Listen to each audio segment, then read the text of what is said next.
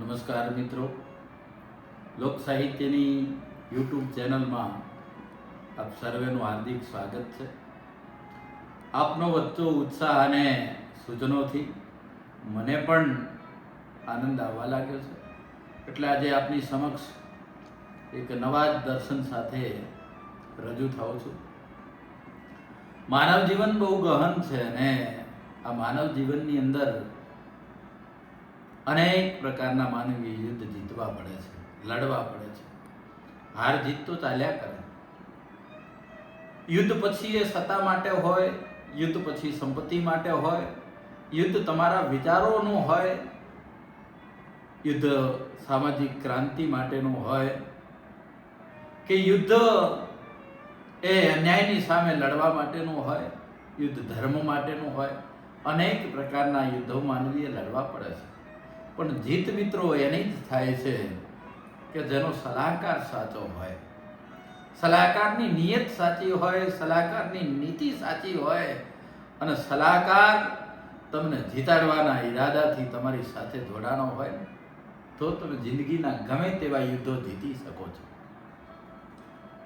ઘણી વખત ઘણા યુદ્ધો લડે છે પણ એનો સલાહકાર કોણ છે, કેમ એની સાથે જોડાણો છે, કયા હેતુથી જોડાણો છે એની જાણ એને નથી હોતી. બસ એને તો ભરોસો છે આંધળો કે મારી સાથે છે ને એટલે મારો છે, મારી સાથે છે ને મારા માટે લડે છે. ક્યાંક એવું પણ બને કે હોય તો તમારી સાથે પણ તમને જીતાડવા નહીં, તમારું પતન કરવા માટે તમારી સાથે જોડાણો હોય. મહાભારતના યુદ્ધની અંદર બે પક્ષે બે સલાહકારોની જે વાત કરીએ ને તો વાતનું મૂળ ત્યાં મળે છે. પાંડવોનું સૈન્ય નાનું, પાંડવોનું સૈન્ય બળ નાનું, પાંડવોની પાસે યોદ્ધાઓ ઓછા, પાંડવોની પાસે અશ્વ ઓછા, પાંડવોની પાસે ગજ ઓછા, છતાંય પાંડવ યુદ્ધ જીતી જાય છે. સામે પક્ષે કૌરવોનું સૈન્ય બળ મોટું છે, સૈન્યની તાકાત વધુ છે, શસ્ત્રો વધુ છે, અશ્વ વધુ છે, ગજરાજ વધુ છે, તેમ છતાં પાંડવ યુદ્ધ હારી જાય છે. એનો બે વચ્ચેનો ભેદ એટલો જ કે બંનેના સલાહકારોની નીતિ અને નિયતિમાં ફરક. પાંડવ પક્ષે રહેલો અખિલ બ્રહ્માંડનો માલિક કાળિયો ઠાકર કૃષ્ણ પરમાત્મા એ પાંડવોનો સલાહકાર, અને પાંડવોનો સલાહકાર સાચી નીતિથી પાંડવો સાથે જોડાણો હતો. કૃષ્ણની નિષ્ઠા એવી હતી, કૃષ્ણની નીતિ એવી હતી કે હું જેની સાથે જોડાણો છું એવા પાંડવો ભલે ઓછું સૈન્ય બળ ધરાવે છે પણ એ સાચા છે. સત્યની મારે અને અસત્યની આ લડાઈ વચ્ચે મારે સત્યને વિજેતા બનાવવું છે. ન્યાય અને અન્યાયની આ લડાઈની અંદર મારે ન્યાયને વિજેતા કરવો છે.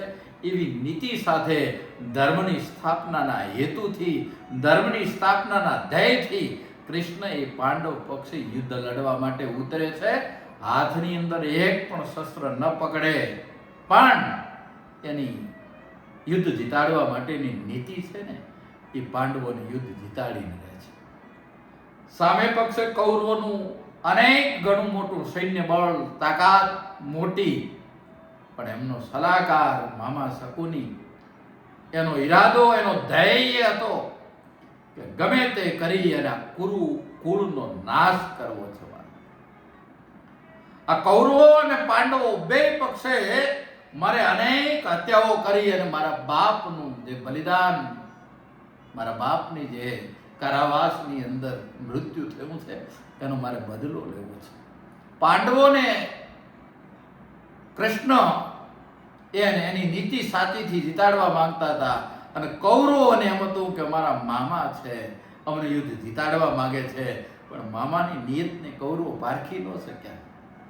અને શકુનીએ પોતે કારાવાસની અંદર પિતાના નજર સામે થતા મૃત્યુને જોઈને લીધેલી પ્રતિજ્ઞા કે એક દિવસ આ કુરુકુળનો હું નાશ કરી અને નહીં રહું ત્યાં સુધી હું જંપીશ નહીં, એવી પ્રતિજ્ઞાના હેતુથી કૌરવોને પક્ષે જોડાય, કૌરવોની સાથે યુદ્ધની અંદર ઉતરે, અનેક એવા નવા દાવ પેચ રમે છે.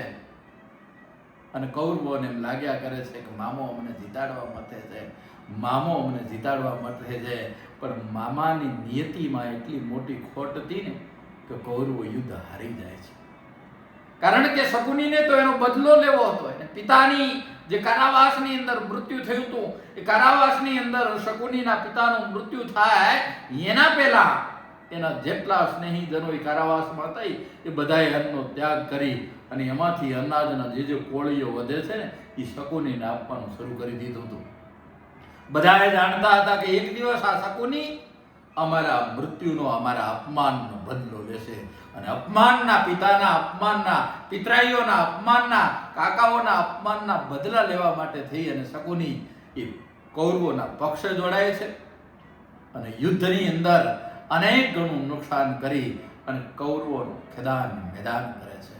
માટે જીવનની અંદર કોઈ પણ પ્રકારના યુદ્ધો લડવાના તમારે થાય તો ધ્યાન એટલું રાખજો કે અમારો સલાહકાર કોણ છે, સલાહકાર અમારી સાથે જોડાણો કેમ છે, સલાહકારની નીતિ શું છે, સલાહકારની નિયતિ શું છે.